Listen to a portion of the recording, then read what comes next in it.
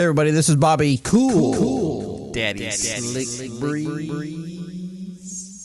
That's for all my sound effects loving fans out there. Anyway, this is a special episode. This is the 2019 Glassbone Open Pro Panel, the PDGA Pro Panel Q&A. So for the last few years at Glassbone Open, we've had champions and special guests and things come up to the stage and answer your disc golf questions that you submit. And we went live with it, but if you didn't watch it live, we like to make an audio version for our disc golf answer fans. Now, we weren't able to plug directly into the audio at the Granada Theater, but Johnny V from Smashbox, who did the live of the Pro Panel, was able to pull down the audio and make it available to us. Now, it's not the best quality, but hopefully you'll be able to listen and get something out of it. You can listen to it while you're, walking your dog, working out, or, out on the course, or, on your way to work. Anyway, hopefully you can enjoy it. Welcome to the 2019 Glassbone Open Pro Panel, presented by the PDGA. We're going to have a great time tonight. I'm excited. And that guy's very excited. My name is Robert McCall. I'm going to be guiding us through this evening, but that's all that you'll hear me say other than asking questions, because we got some important people up here. And they're good at disc golf. All right, so let's go down the line and introduce these people, just in case you don't know who they are. Right here. 2018 MPO Disc Golf World Champion. Maybe you've heard of him, Gregg. Barsby.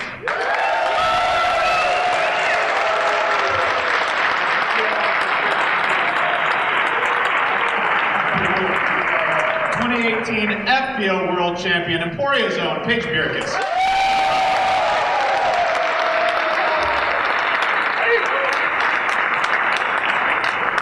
We got 2018 Glassbone Open Champion, as well as some other things, I guess. This is Eagle McMahon.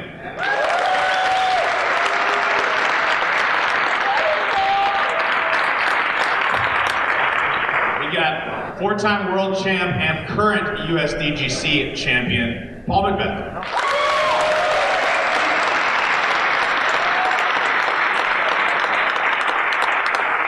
This is our current Maple Hill champion, as well as quite possibly the best hair in disc golf, and it really hurts me to say that.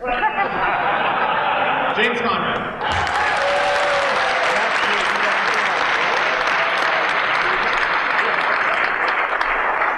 And Zach's here too. All right, let's go ahead. Hey, this is, at the time that we wrote this, I haven't fact-checked this recently, but this was the highest rated lefty in the world.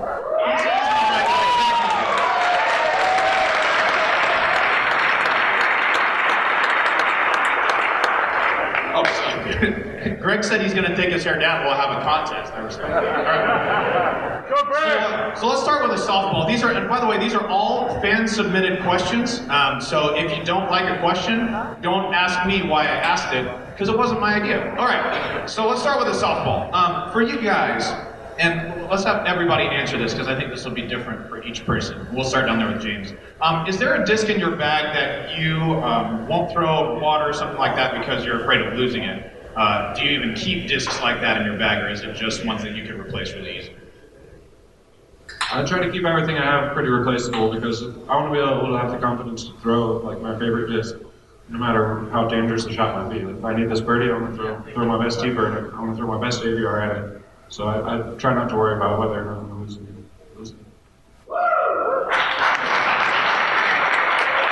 Should I go next? Yeah, you can go next. Okay. What James said, I think is pretty accurate. I think you need to have faith in all the discs in your bag, but the first felon that I received when I switched to dynamic is a proto felon. It's been in the bag for almost 2.5 years, so that one usually doesn't come out around the water, so sorry. I have a red force in my bag. It's my most understable force, and that one was probably the one that I try not to lose. But yeah, I mean, if I lose them, it's okay. But that's the one I'm the most reluctant to throw over water. For sure. As for me, whoa, is that louder? Okay, whoa. Wow. Okay, sweet. I actually put water discs in my bag. I definitely have some discs that fly a lot better than others, and I want to keep those guys in the bag. So definitely seek out the replacement discs a lot. I lose discs a lot, so I have to make sure that I have backups. But one of my go-tos is a Dymax Fusion Judge. It's a picture of me and my best friends from a trip we took. So I love having that as my go-to. If there's any water, I'll use a different type of judge. That's my one I wouldn't want to throw over the water. I remember I had a dragon when I was like 12. It was awesome. I also had a dolphin, if anybody's been playing. Typically, I just throw whatever the shop feels. You know, they'll make more, so you just have to beat them in. Thank you, guys. Awesome. All right, so this question was addressed specifically to Paul McBeth. Breaking news, Paul switched sponsors this year. Do you guys know that? I mean, there wasn't a lot made of it, so yeah, I know. Breaking news. Anyway, so this person wanted to know, Paul, what's been the overall process of changing disc companies? A little bit about learning new disc, but that's kind of a given, but kind of dealing with the headlines, the shop, social media, marketing. What's that been like over the last few months? Well, as far as the disc, I think in the off season I like to practice on something in my game and try to just like work on key aspects of it. So this winter was a little different. I had to learn disc rather than learn new shots and things like that. So that was the biggest difference, I think, overall from finding new molds and just different feels and kind of slightly different flights. But social media aspect, it was like, it just flooded. Like I had to do everything because everything was new marketing, new promotions, everything was new. So it was very busy and going to Michigan a lot and back and forth, so a lot of traveling, but it's been a lot of fun, so I'm enjoying it, and I think it's really helped Discraft and just getting the name out there and getting a lot of discs out there, and I'm enjoying it, so I hope you guys are too. Awesome, thank you, sir. All right, next one. Yeah, you can clap if you like their answer, that's good. If you don't like their answer, don't boo, please, unless it's Zach, that's fine. But hey, ironically, this question is for Zach, though. Yes, thank you. You've made my year. All right. So Zach, yeah, just go. This person wants to know. So you have a background as a youth worker, camp counselor, things like that.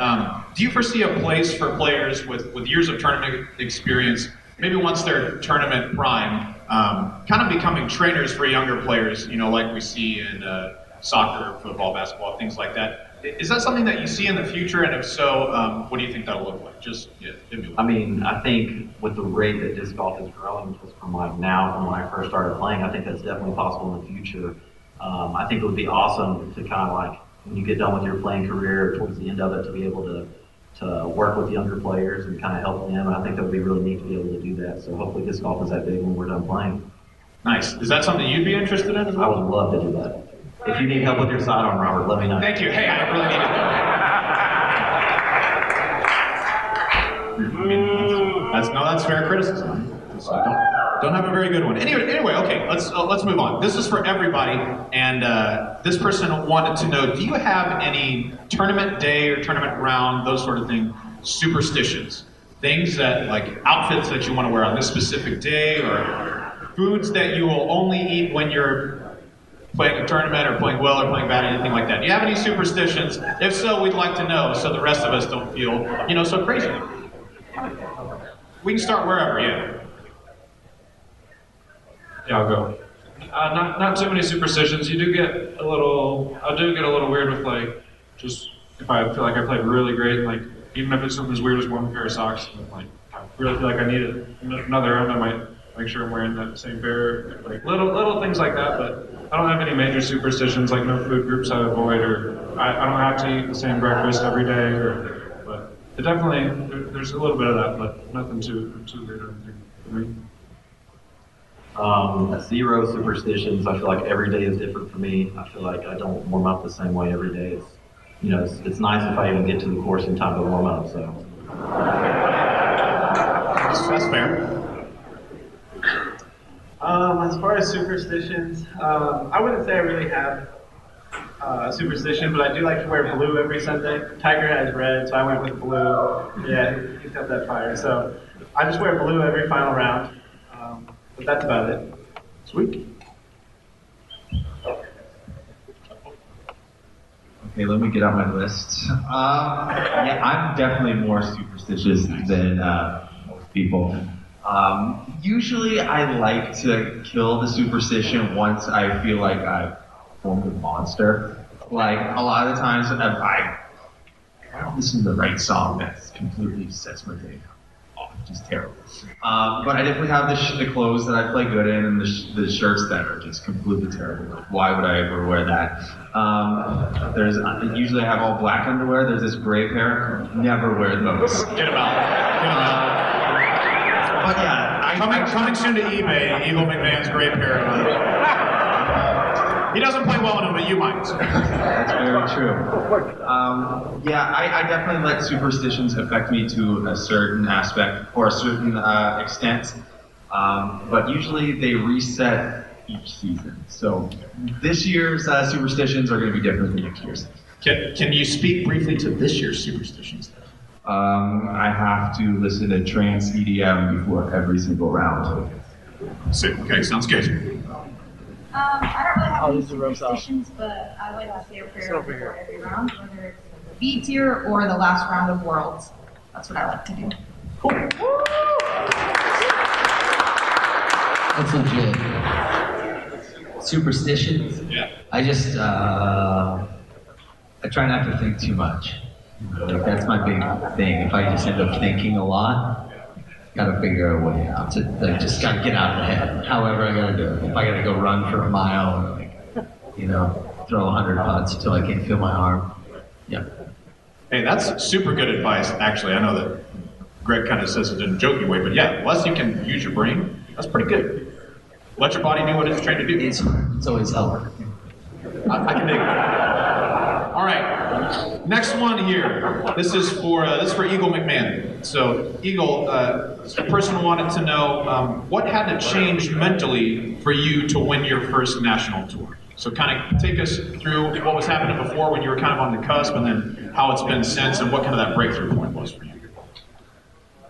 I want to say that I was young and dumb to start, and that was probably a little bit of it. But going to Switzerland in the late 2017 or 2018 season really kind of provided me with a paradigm shift.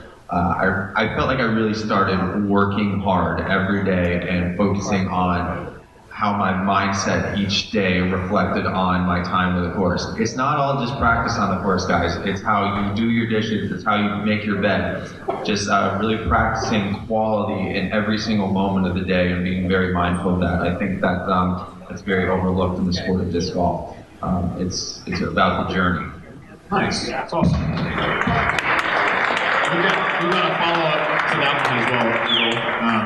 So this isn't a follow-up to that question, but just another question specifically for you. So on a broadcast earlier this year, this person said you were commenting on radar gun arm speed and what kind of speed it takes to throw a speed 9 disc, 11, 13, and so on. Do you think that's like a hard and fast thing? You have to have this sort of arm speed to throw this sort of disc? And this person wants to know what's your arm speed and like kind of what do you think all the top guys are throwing, things like that. Top competitors, pardon me. Did I question that? Because I don't remember. It's okay. They were talking about, radar gun, arm speed that it takes to throw a speed 9, 11, 13. Do you keep up with that stuff, or you just throw the frisbee? Okay, I was probably talking about the wintertime when Central Coast is filming. They usually do the radar gun for that. I'd say the only thing I can really say about that, if you're probably throwing anywhere above 70 miles per hour, you're going to be throwing more like 12 overstable 12-speed drivers, kind of like maybe a PD2, a lot easier. But then if you're maxed out maybe in the 60 mile per hour range, you're going to probably want to try maybe a DD3 or 50 miles per hour, a DDX. So it varies for sure. Cool, I got you. Very good. All right, let's keep it moving. This is one for everybody, and then after this we've got a special presentation from Steve Hill. Welcome. So this is for everybody. We can start on this side this time with Gregory Barsby. He's prepared. What course impressed you the most the first time that you played it? Whether that's design, or scenery, views, things like that. What course impressed you the most the first time you played it? Great question. Maple Hill, from the amenities, the way that the course is drawn up, the amount of different shots that you have to take to play the course. Yarva. That's right, yes, that's right. Yarva, just a beautiful place. Matt's worked on it for 20 years. And, hashtag GBO. You got how many thousands of people out here playing golf? This is always an epic one, no matter what. Hashtag GBO. Listen to the man. Hashtag GBO, thank you very much. Mine has to be Smugs, Smuggler's Notch. I've never been there before until this past September. I didn't know what to expect. I hadn't really seen too much coverage of the course, and Vermont is just beautiful. On the course, off the course, is just a cool place to hang out and play disc golf, hang out with friends, and see the scenery. And spoiler alert, she won there, so I guess that's pretty good too. Solid. There's 3 places off the top of my head. Number 1 is Yarva Disc Golf Park, Stockholm, Sweden. It is unbelievable. Just the amount of work that's gone into that place. It's heaven. Other place, Milo McIver in Oregon. It's like you're ready to see dinosaurs. It's so green, the trees are so big. And then the Franz Ferdinand course in Konopiste, Czech Republic, just rolling hills. There's a castle on the course. When you're playing with Bjerkaas, you see this huge castle. So that's incredible. That's awesome.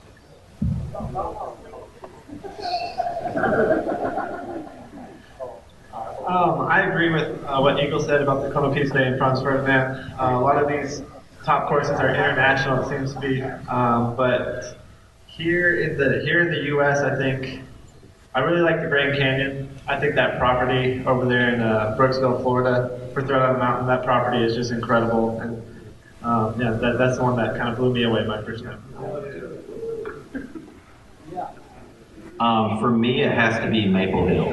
I know Gregg already said that, but I have watched every video of Maple Hill before I went. Like I've watched probably 20 videos, and I still stepped up to hole 1, and it still blew me away. So that course for sure. I'd say the probably place that kind of blew me away the most was the Blockhouse Disc Golf and Country Club out in Spotsylvania, Virginia. It was called the Grange when I first started going, and just the atmosphere of the place, it's so many people just coming together and enjoying each other's company, enjoying disc golf. It's like a festival type feel, and super laid back, and just so much fun, plus some great Virginia golf. Awesome, excellent answers, you guys. If you haven't had the chance to travel as much as these guys, I would say put some of those on your bucket list. Pretty sweet courses to play. I'm going to invite Steve Hill from the PDGA up to the stage right now. We've got a question from him on behalf of the PDGA Radio, and then we've got a giveaway as well. So let's welcome Steve to the stage.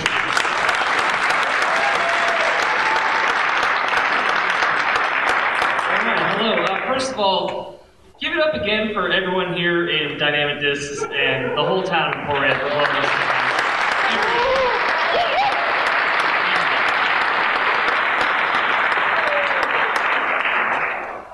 So yes, I'm the co-host of PDGA Radio, and we were able to put out a question to listeners to submit to the pro panel. So this one is coming from Caleb Livernash, PDGA Radio listener, who will be getting a basket sent to him. So pretty cool. Thank you to Dynamic Discs for helping us out with that. So the question from Caleb is, if and when you find yourself losing focus during a round, what helps you regain that focus? Is it a certain thought, phrase, or action, or is it something different every round?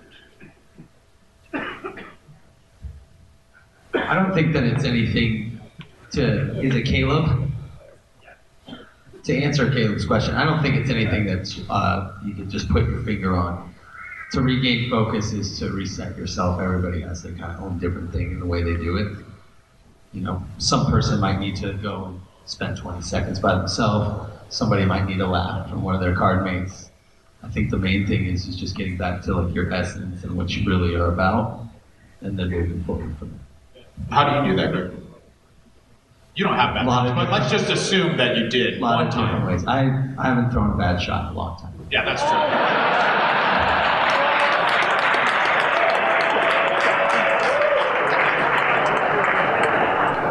Respect, dude. Respect. For me, I'm someone who likes to take that time to myself, the extra 10, 15 seconds. I'll walk ahead of my card or behind my card, and just telling myself it's never too late. There was a round at Maple Hill this past year where I bogeyed 4 of the first 6 holes, and then by the end of the round I had a bunch of birdies and tied for the hot round of the day. So just reminding myself and telling myself it is literally never too late to park the next shot or to make that putt. So those help me.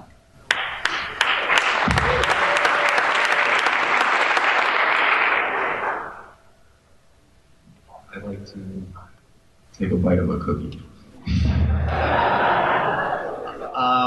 But before my rounds, I actually have a contract for myself, and it basically outlines all the things that are important to me when I'm in tense moments such as disc golf rounds. And really, I just think about that, and it's as simple as taking a deep breath and thinking about that contract with myself, and just thinking, okay, I need to be more in this moment right now.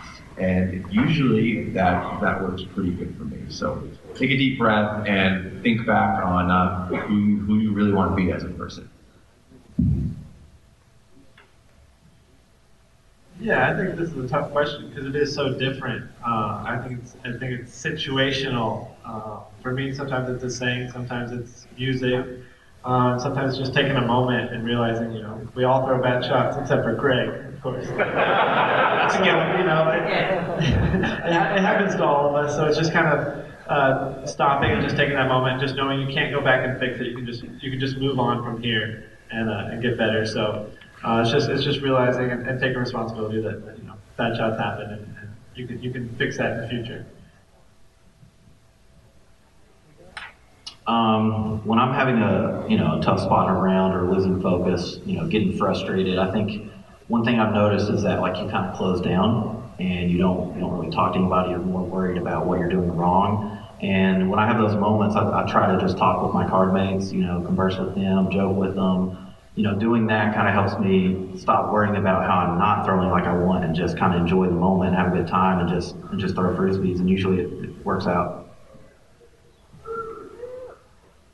Along the lines of what Zach said, it can help put me in a more positive mind state if I almost cheer for the people on my card. I want to see people throwing good shots, and if I'm radiating positive energy towards the people on my card, I feel like they tend to radiate back towards me a little bit more, and helps kind of lift up the card. And then on top of that, just controlling your breath, taking time to really slow it down and really just give your heart rate a chance to come back down a little bit. That can make all the difference that it takes. Nice, thank you guys. Yeah, that's awesome.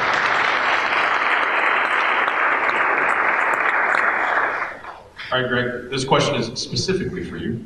It is. This person said, first of all, let it down. What's this guy want to hear? Yeah. There you go.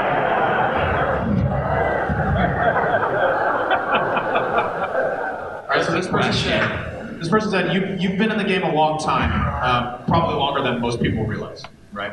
Probably. So, and that's not they were not making an old joke. They were just, they were respecting what you're doing. It's been a long time. It has. So their question was, what do you think is the biggest difference on the course, and just competitively, kind of between the OG touring guys from the 90s, early 2000s, and the guys who are up and coming now, or the current best players in our sport? How is the landscape different now than it was back then? It's multiplied times 8 from the manufacturers to the amount of players on tour, to the media outlets. There's such a dynamic question. Nice plug. Thanks, man. Honestly though, when I first started touring, I started to tour full time, in 2007. So it's been 12 years since I started doing this. There were, I think, maybe 15 or 20 guys that were really in and out, maybe. Now you have about 60 players, it seems like, that really go out and do this all the time. The landscape's changed dramatically just because of the amount of credibility someone can have through social media, where the sponsorships are derived from social media and media outlets instead of maybe just talent and skills, which is kind of the where I came from. So, hey, and mad props to people that have an awesome following like Eagle and Paul. You know, these guys are amazing. And I got nothing but respect and love for that. But you know, I have more respect for the skills with the disc. So you know, I just stay focused on that. And that's not a diss, and no disrespect to either of those guys. They know I'm always joking around and we're always having a good time. But that's mostly how the landscape has changed. Thank you, Gregg. That's a good one, man. This guy's a party. I like having him up here. All right, I'm going to start down on the end with James for this one. This is for everybody. So this fan submitted the question: if you had the power to change only one thing in disc golf, what would it be? It's kind of a big question. Like, you know, take a minute to ponder your existence, but not too long to answer that. I feel like on a relatively small scale, I definitely picked like tee boxes. I want huge tee pads on every person. How interesting.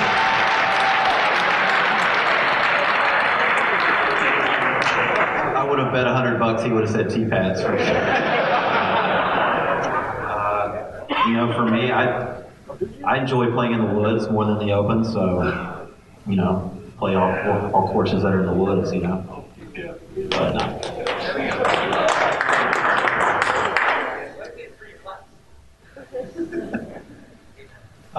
I'm really liking going international and playing a lot of tournaments and courses out there. So maybe some bigger events out there, maybe a Worlds out there soon. Cool. This is a really big question, and I need more time to think about it. But on small scale, I just want to figure out, like, do we play the 2-meter rule or do we not? The answer here is unequivocally, we do not play the 2-meter rule.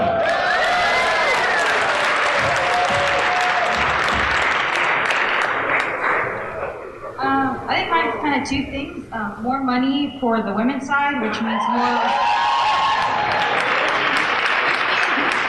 more women players. So we need to have the same numbers as the guys for us to be able to make the same amount as they do. So invite your girlfriends, wives, your best friends, just grow the sport. If you introduce, you know, one girl to the sport, you're like doubling basically what we have. I mean, there's only like a few of us that tour full time. Math checks out. Just, you know, that's what I would try.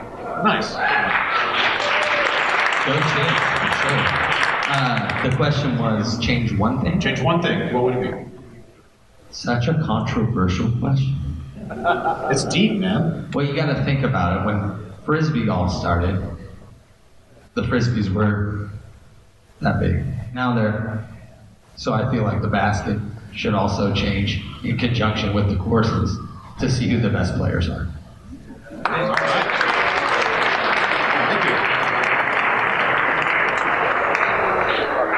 All right, this question is specifically for James Conrad. James, this might not surprise you, but most of the questions submitted to you were hair related, like, you know, products, like what conditioner to use and things like that. So while I read the rest of this question, can we get just like a quick hair flip? Just give the people what they want, toss it around.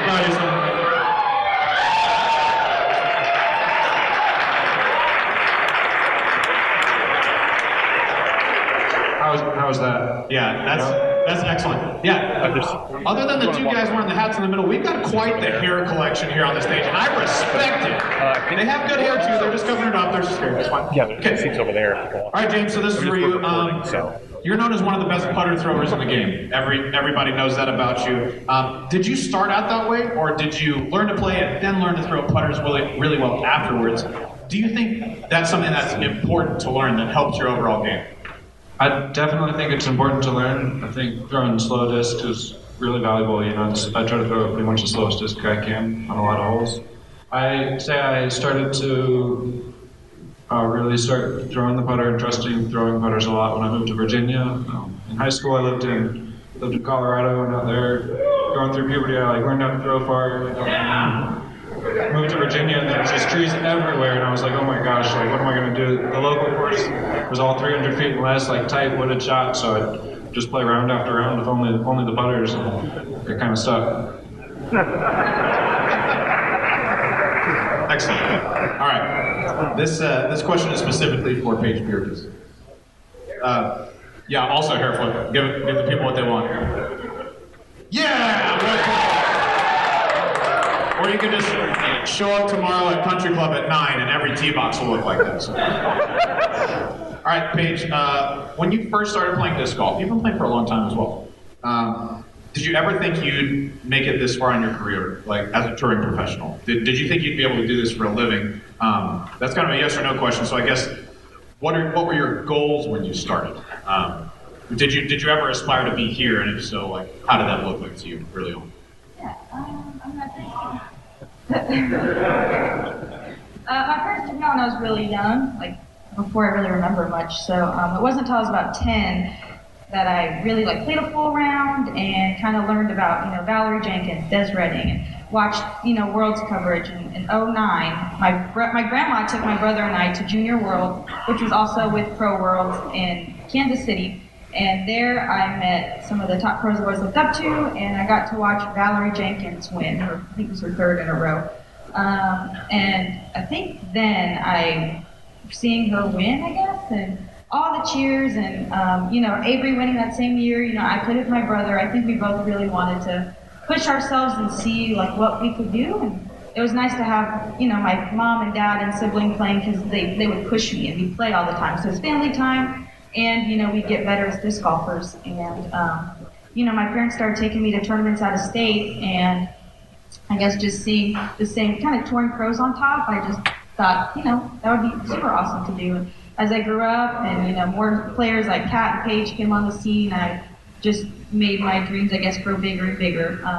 So I have dreamed of being a world champion for sure, winning NTs.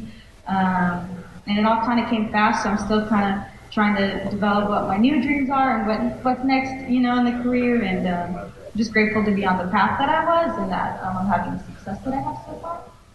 Awesome.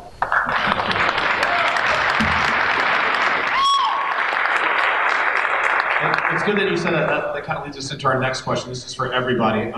When you started out playing disc golf, who were your inspirations, or who kind of got you started and then motivated you to get better? And we can go in whatever order you want. We don't have to go just in the line. We can do whatever we want.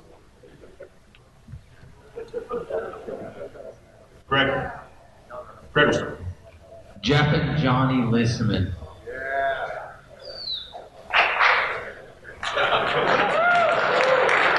This is before the internet, people. Okay. Mike Loya, all right? Yeah. Jason Flecksteiner. Ken Climo. Maybe you've heard of him. Yeah, whoever else. Like I said, my brother and I grew up playing together, and we both loved Avery and Val. We wanted to be like them. And Liz Lopez. Those were pretty cool people that we met that were down to earth, good disc golfers. And I still look up to them today. Awesome. Well, it was different for me, I feel, starting off. Like, I feel like the local Mile High Disc Golf Club was a big influence on me. I'd say the people who really pushed me and inspired me to be good was like Mitch Sonderfan, Rob Nichols, Pat Blazek, and Joe Revere.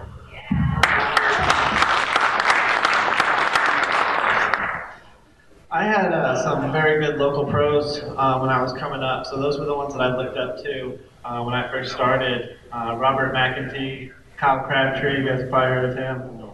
So he was around my home course, and he was someone that I looked up to playing. And then once I found out about professional and touring disc golf, those of course people like Climo, Avery, and actually Gregg was up there too. So in NorCal, so that was awesome.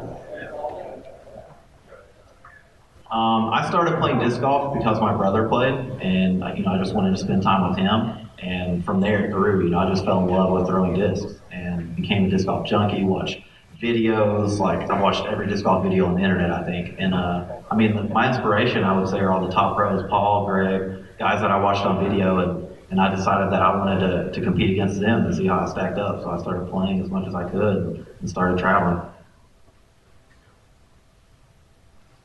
I'd say for me, it was probably mostly my dad. I got started when I was really young, and he was always good at disc golf. Growing up, he'd he'd be winning most of the Open or Masters fields he was in local tournaments, and always just really looked up to him. I probably wasn't 16 or 17 until I actually beat him in like a tournament round, you know. So he kicked my butt for a long time, like 10 years of playing before I ever got him in a round.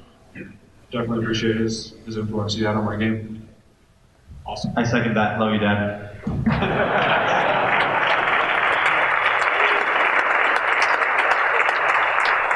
All right, here's another question for everybody. This is not necessarily a disc golf question, but maybe a kind of a personal question. But what's one thing that you think a lot of disc golfers don't know about you? Like maybe a special talent that you have, or something that you enjoy doing that isn't disc golf. What's something that most disc golfers don't know about you? And this is for everybody, so, you know, reveal as much as you'd like to. I know James is, pretty good at lots of stuff, so let's hear about it. Yeah, I feel like most people know that I'm pretty into juggling. That's a big one. I can also ride a unicycle, though. Not too many people probably know that. I know Zach knows it, but not too many. His dad has a video. If you want to message him, and ask him for it. It's pretty awesome. It's James freestyle on the unicycle, so it's good. I don't know. Most of my friends know, but I really enjoy playing basketball. Not really playing anymore, but I love to shoot, and so I'm just going to throw this out there. I'm the best jump shooter on tour. The mic has been dropped, Yuli. Anybody else want to come at me, but boom. The gauntlet is thrown. It's down. This question is hard because you ask it every year. So I always have to think of something. You have to think of a lot of answers to this, for sure.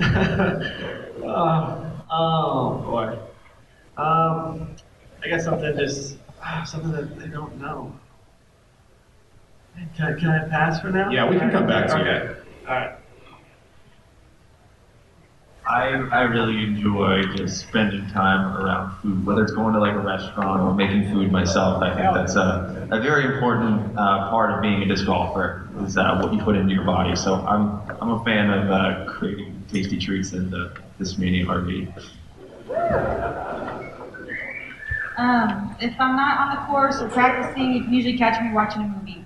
I love watching movies. I've watched movies with my family ever since I was a kid. Always been into, the celebrities, the movie stars, the Oscar-nominated movies, all that jazz. So I like doing that when I'm not playing disc golf. Who's your favorite movie star? Christian Bale.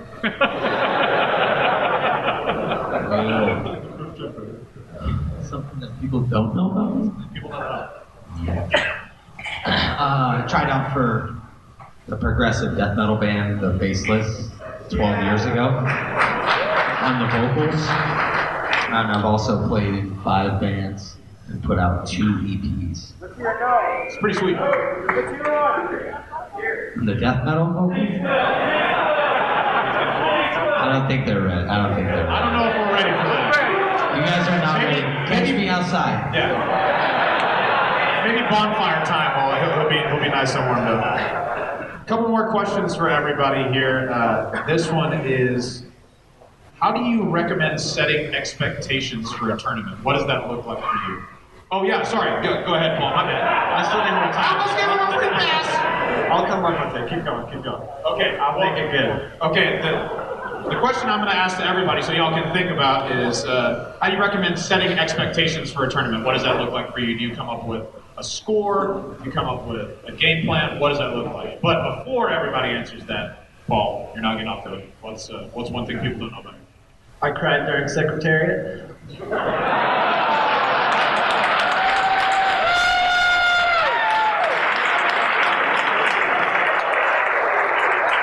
I was inspired. Just think, if you didn't attend tonight, you wouldn't know that about Paul McBeth. So thank you for coming to our attention. Anyway, how do you go about setting expectations? Paul, why don't you go ahead and start since you got the mic already? Watch Secretariat. You'll cry, you'll be inspired, you're ready to play. No, setting expectations it's actually something I don't do. I try so hard not to set expectations because that's just setting up for failure. So I just try to go out there, game plan, and just try to dissect every hole and every shot, and just try to stick to that as much as possible. But there are factors that can get in the way, but expectations, I avoid those as much as possible. I have to assume when you shot a few 18 unders, expectations don't really apply to you anymore. Okay, sweet. Let's give it up for a couple 18 unders. Come on, dude.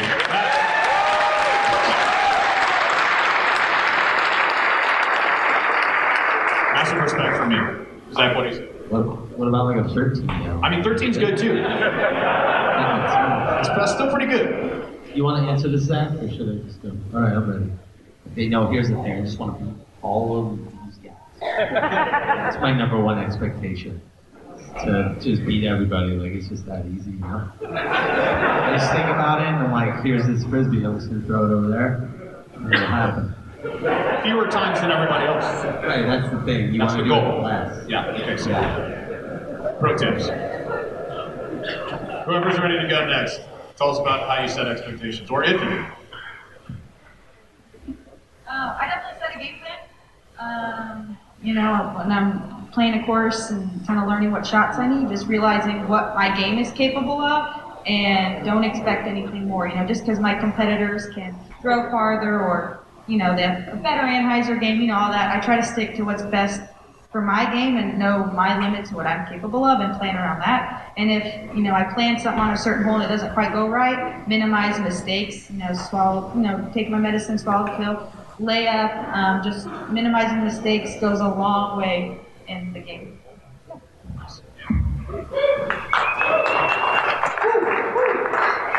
Yeah. I don't set expectations when I go to the course. When I'm going to play a tournament, I show up, you know, I'll warm up, hopefully, and then go to hole one, and I'm focused on hole one's tee shot, and after that, I just try to react and go shot by shot and stay in the moment. I don't like to think ahead. Like Paul said, I think that's how you get into trouble. Just stay in the moment. Yeah, expectations can be tough, but it depends on the course. Like some courses, I'll just try to like keep it close to Ironman par. You know, that's how I grew up kind of keeping score. And so if it's like a high par course and I know that like 54 is a great score, I'll just like be fighting to try to get to that 54. You know, if I take a 4, I gotta try to get a 2 in there. And that's probably the closest I come to setting like a score expectation. But I'll definitely set personal ones where I, you know, try to stay in the right mind state throughout as much of the tournament as I can. That sort of thing. Expectations are kind of a weird thing for me. Like, I'm definitely facing it this weekend, like being a defending champion. Like, there's definitely some expectations by a lot of people, and you may say that like, I don't know. It's tough for me because I do have expectations, but I do my best to ignore them. Really, all I try to focus on is how I feel and how I handle each moment. If I'm having a hard time out in the course, then I just try to refer back to like, what am I good at? And then I trust that. So when I'm in a time of like adversity, think back and be like, okay, take a deep breath. You've literally done this for over 10,000, 20,000 hours, and it's going to be okay. And that's basically it. Awesome. Great answers, you guys. We got one more question before we take a break before the players' meeting. So this is one piece of advice you would give to GBO competitors this week. It can be about disc golf, it can be about what to do in Emporia, whatever you want. One piece of advice for GBO competitors this week. I'm ready. Play more catch. It's a great game. Nice. Stay positive. You know, we've all played a lot of disc golf. We play with a lot of people, and you know, it's easy to throw a shot and immediately think what you didn't do correct. And I think that negativity can just build up, so stay positive.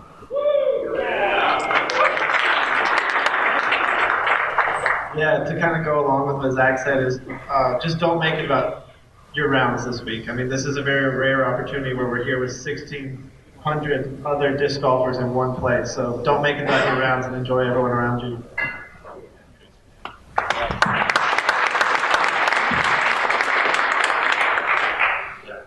Remember to have fun out there, and if you are trying to, I don't know, compete well in your division, disc down and throw the safe shot.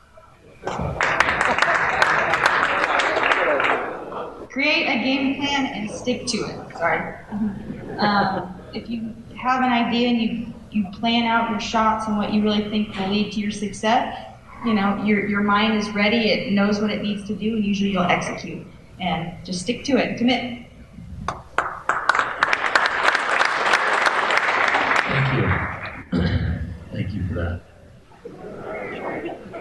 Just enjoy yourself, I think that's why we're all here, right?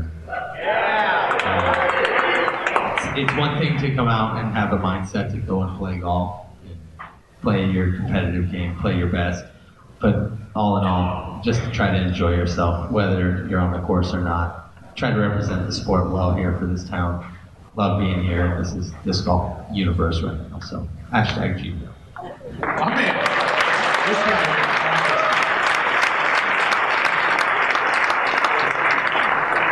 All right, well, let's show a quick round of applause for our pros here. Gregg, Barsby, Paige, Bjerkaas, Eagle McMahon, Paul McBeth, Zach Melton, James Conrad. All right, guys, thank you so much for listening to the Pro Panel, the PDGA Pro Panel from Glassbone Open of 2019. If you enjoyed that, let us know in the comments on our Facebook group, or even tag Smashbox or Terry Miller or Johnny V. Tag them in the Facebook group. Let them know you appreciate them making the extra effort to make that audio file available to us. All right, guys, we'll see you on the next regular episode. Cool. Daddy Slick Breeze.